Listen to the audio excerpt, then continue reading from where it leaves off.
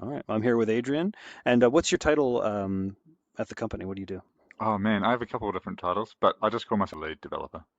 I heard you were pretty excited about some of the stuff going on with rugby recently. You want to tell me a little bit about that? Yeah, I mean, most of the development team is based in New Zealand, and right now it's the Rugby World Cup, and the All Blacks, the team from New Zealand, are through to the final. So maybe by the time people are watching this, we're third time world champs, fourth.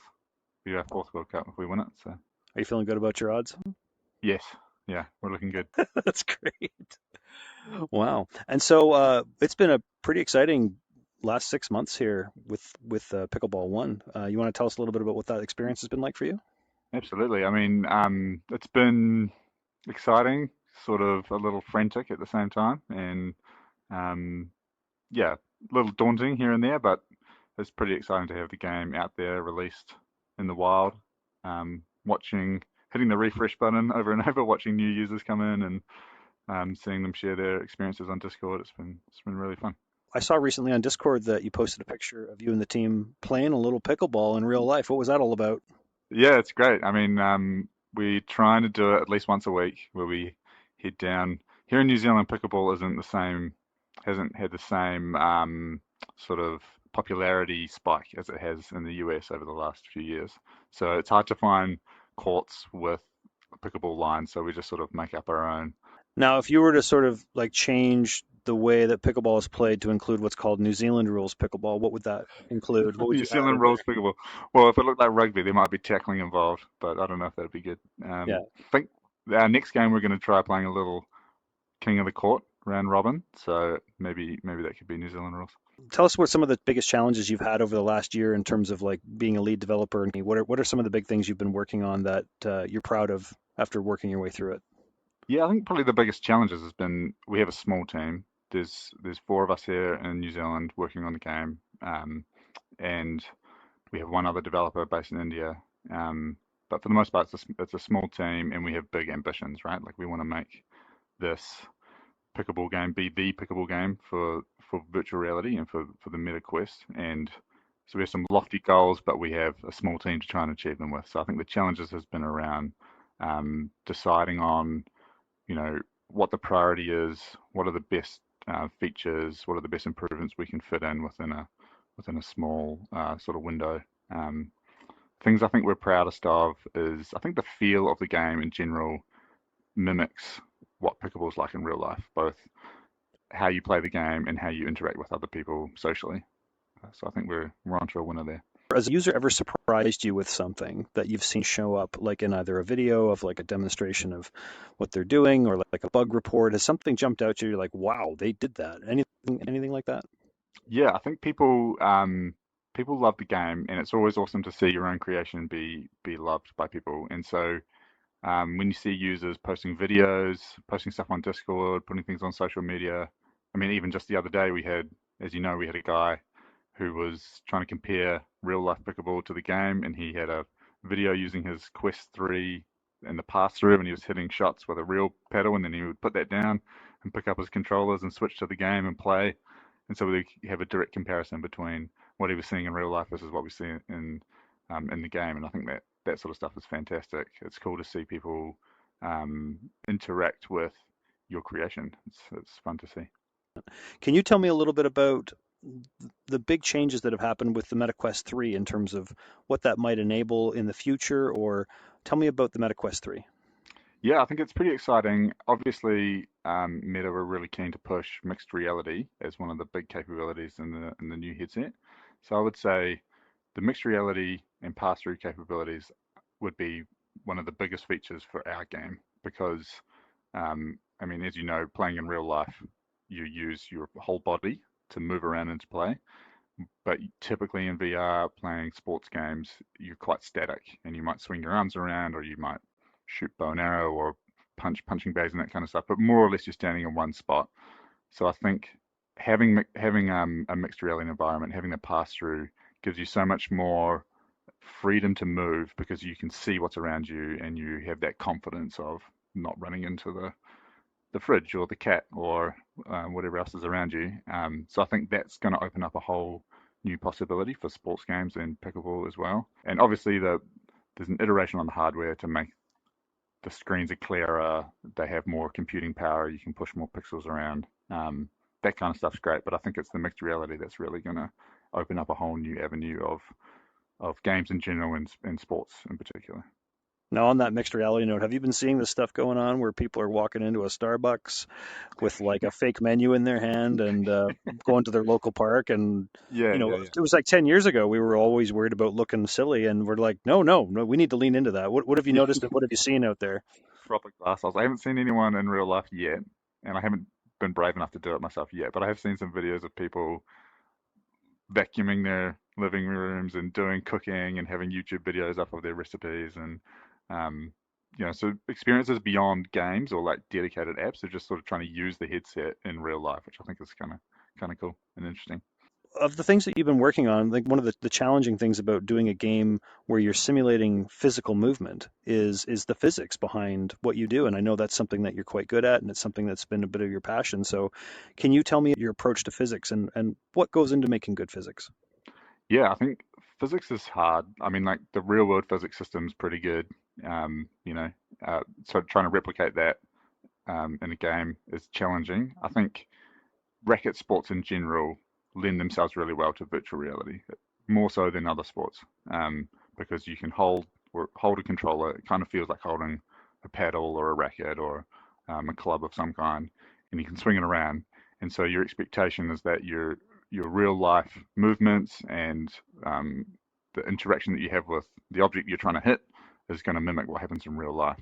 Um, but in reality, or I guess in virtual reality, there's a lot of modeling that needs to take place to to get you from swinging a virtual paddle and then seeing a result like hitting a pickleball. You've got like real world pickleball and virtual pickleball, and there's a gap between the two of them. And to cross the gap, you need some sort of adaptation. So I think there's two ways of solving the problem, and that's to try and like bring those two things together so the adaptation is much smaller, and it's to teach people how to adapt quicker. So the, tackling it from both ends, I think, is a good thing. I think what we've found is that racket sports can really be the physics can really be broken down into three major components. So they would be estimating the velocity of the thing that you're swinging. So in our case, a paddle and where it hits the ball, trying to figure out what's the velocity of that, how fast is that thing moving in space. That's the first part. The second part is um, detecting a collision between a fast-moving paddle and a fast-moving ball, in our case, or two objects that are moving fast in space. And then the third part is knowing what to do with that information. So you know something's collided, you know how fast they're moving, then it becomes the physics or the science behind what happens during that collision and where does the ball go after that. So breaking it down to those three components has been, um, we're working on all three of those individually to try and make them come together to simulate pickleball um, as realistically as we can, but also try and make the game as accessible as we can and fun for players of all ages and sizes and abilities. So there's a lot that goes into it, and it can be quite complex. Can you tell me a little bit about the social piece that goes along with pickleball that makes it unique and special? Yeah, I think um, pickleball is a social sport, and I think that's one of its appeals to many, particularly in the United States. And I think it's perfect for virtual reality, where VR allows you to be in places you couldn't otherwise be in real life. So when you can't be playing pickleball in real life for whatever reason, you can be playing it virtually in your own space, but still be transported and be next to new people or friends or people you would play with in real life or people you've never met before. And I think that's a pretty fantastic thing to be able to stand next to someone and feel like they're present with you and to be playing a game. Like it's the ultimate social thing to do is to be immersed in a game of some kind, and it's a great way to meet people and to connect with friends. And so if you had to sort of predict where you think VR might go in the next 5 years, that's a big moving target, but like Yeah. what are you excited about? Where are things going in your vision where you've seen things go so far? Yeah, it's interesting, isn't it? Because I think there's really two different development paths with VR at the moment. Like You've got augmented reality, and I think people can sort of imagine what the future is going to look like. Walking into a Starbucks, like you said, but without a giant headset on your face and more like a pair of glasses. I think that's where people envision augmented reality going in one direction, and then virtual reality is really, I mean, gaming. I think is the ultimate use case for VR, and it's really about trying to make things more immersive, more realistic. It's that transporting you to another place, and I think there's a sort of two different branches where I kind of see the VR MR space heading, and it's really going to be interesting to see like where they cross over, where they interlink. Like I was saying, I think MR has huge potential for sports. I think at some stage, wouldn't it be amazing if we weren't swinging controllers, but we were holding physical pickleball paddles and we were able to track those in real time and use the physics of the real world object rather than try and estimate it based on a virtual thing.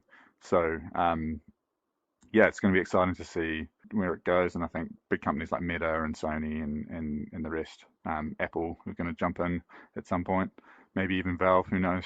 Just it's going to be exciting to see the different takes, the different use cases that they're trying to cover, and sort of where VR sports lands amongst all of those. I know Pickleball One is probably your favorite game to play when you're not working on it long Yeah. hours. What is your second favorite VR game that you love to play? Well, it would probably be a tie, I think, but they're similar games. One is Golf Plus, and the other is Walkabout Mini Golf. Those are my favorite. I think Walkabout Mini Golf would probably take it by a slight margin. It's just a fun game to be able to pick up. You can even just pick it up and play a few holes, for 10 minutes. It's just a great, um, it's a relaxing, it's a fun game. I love the environments, and mini golf is just great. Golf Plus is good, but um, it definitely exaggerates my golfing skills in real life. So But isn't that the dream? yeah, 100%. Have you picked up any like VR experiences where you're like, I would never envision myself doing that, but I am now doing that in VR and that's cool?